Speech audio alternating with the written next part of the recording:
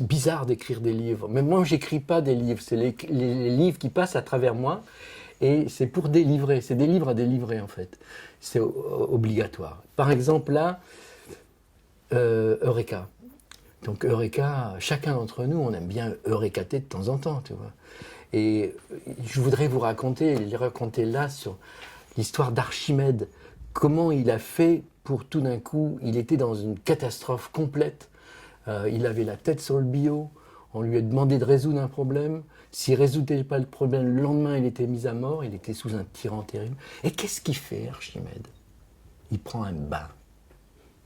Il prend un bain. Mais pourquoi il prend un bain, Archimède? Pour se détendre. Et pourquoi il a besoin de se détendre? C'est Archimède, quand même. Parce qu'il a besoin... Il sait que lorsqu'il se détend dans un bain de bonne humeur, il est possible qu'une idée vienne. Sinon, elle ne peut pas passer.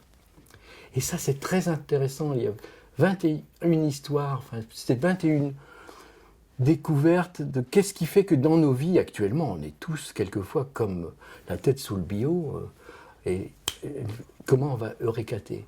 Il est très important de trouver le protocole du décollage d'Archimède. Donc voilà, j'ai écrit là-dessus. C'est pour vous, c'est pour moi. C'est des petites incitations à la délivrance, à délivrer. C'est des livres qui délivrent. Alors, j'en ai écrit plein, mais en fait, c'est des sujets comme un éventail d'une marguerite, avec des pétales différents. Là, il y a celui-là. Donc, ça s'appelle « Mon chef est-il cosmiquement rentable ?» Ça, c'est une grande question. Ou mon gouvernant, ou mon responsable, ou moi-même en tant que chef, parce que mon chef, il est là aussi, mon chef.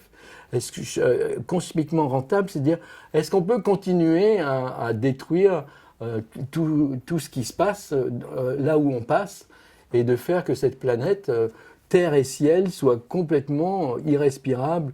Donc, qu'est-ce qui fait qu'on peut inventer une nouvelle façon de faire entreprise, de faire société? Et puis, il y a le petit dernier.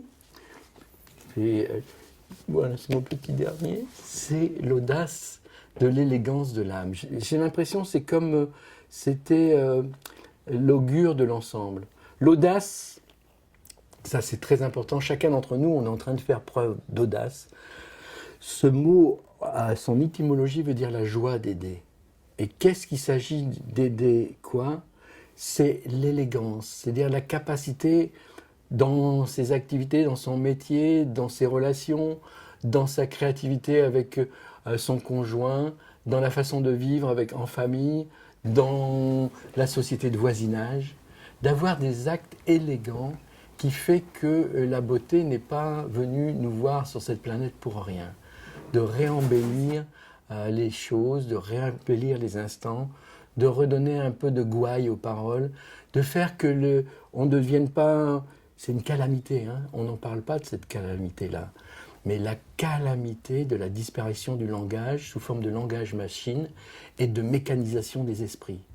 De retrouver le fin fond de notre richesse de terroir qui est le langage, le relationnage, je ne sais pas si ça se dit, l'envisager les choses autrement, les paysages de la vie courante, l'activité qui a de la verve, de la gouaille, voilà, c'est l'élégance de remettre. Enfin, je l'ai écrit pour ça, je ne sais pas si ça va vous faire ça, mais si vraiment ça vous touche, écrivez-moi à votre tour, parce qu'il faut qu'on s'écrive sur la manière d'élire l'élégance et de remettre d'élégance, pas extérieure, mais la beauté intérieure, et même la beauté de quelque chose qu'on ne peut pas dire, c'est la beauté de l'âme. Donc j'espère qu'on va pouvoir s'écrire mutuellement, parce que en fait la vie est une écriture pleine de ratures, mais de temps en temps il y a des belles choses qui se passent.